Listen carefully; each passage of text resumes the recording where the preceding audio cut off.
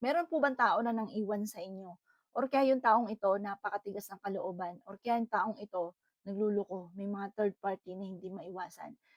Laging sumasakit ang inyong kalooban dahil sa ginagawa po niya.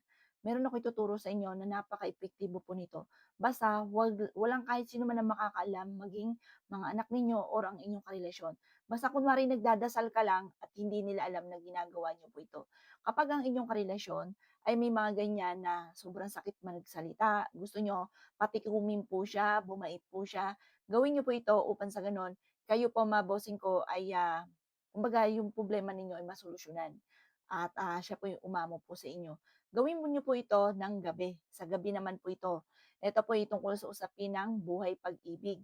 Pagkatapos, umupo ka sa gitna ng inyong higaan at pagkatapos, dito sa kaliwa po ninyo na tenga, ang gagawin po ninyo, lalawayan niyo po siya, ganyan. Tapos, niyo po ito habang nagwi-wish ka at tinatawag ang pangalan ng inyong karelasyon, tunay na pangalan at ipelyido ng inyong karelasyon. Halimbawa, Joel Agrimana, Joel Agrimana, Joel Agrimana, 3 beses at sabihin niyo yung inyong hangarin na bumait na po siya at huwag siyang magluloko.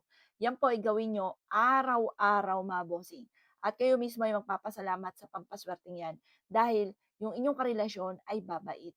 Yung inyong karelasyon na dati may bisyo, na hindi niya maiwas-iwasan at sobra makapagsalita sa inyo, lalo na kung ika'y nasa bahay lang, naku mga bossing sinasabi ko po sa inyo, ikaw po'y, pero yun ewan ko, pero karamihan kasi sa mga nasaksihan ko mga bossing, sabihin ko sana hindi lahat, pero mga nasaksihan ko mga boss, lahat.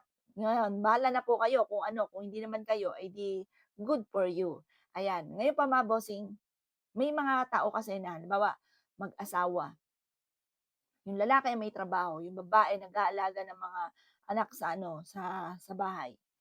Kumbaga, sasabihin nila palamunin yung mga yung asawa mo, gano'n mga boss. May mga gano'n akong nakita, nasaksihan mga boss at mga nagse-share din sa'kin ng mga ano, kaya mahirap din na wala kang trabaho. Kaya mas mainam, i-build mo yung sarili mo at mag-isip ka kahit nasa bahay ka lang. Pagkatapos gawin niyo po ito para bumait ang inyong karelasyon at hindi siya sobra na magsalita sa inyo.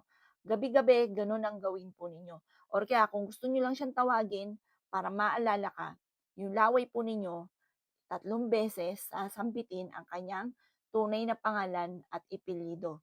At magpapasalamat ka sa pampaswerteng ito. Basta isikreto niyo lang ito ha, kasi once may nakakaalam nito mga bossing ko, nagiging waipek, may kumukontra. Lalo na yung inyong karelasyon ay may iba, ta's yung iba niya may alam, kinontra na yung ginagawa ninyo. 'Di siya ang nagwagi mga bossing. Kaya dapat mga bossing ko walang nakakaalam. Ang taong ano, mas mainam tahimik na lang kaysa pa mga bossing ko yung sinasabi niyo pa yung lahat ng mga nagaganap po sa inyo. O siya, good luck po sa inyong lahat. Focus ka lamang, mag-wish mula sa puso at makakamtan niyo kung ano man ang inyong ninanais. Good luck po sa inyo po lahat.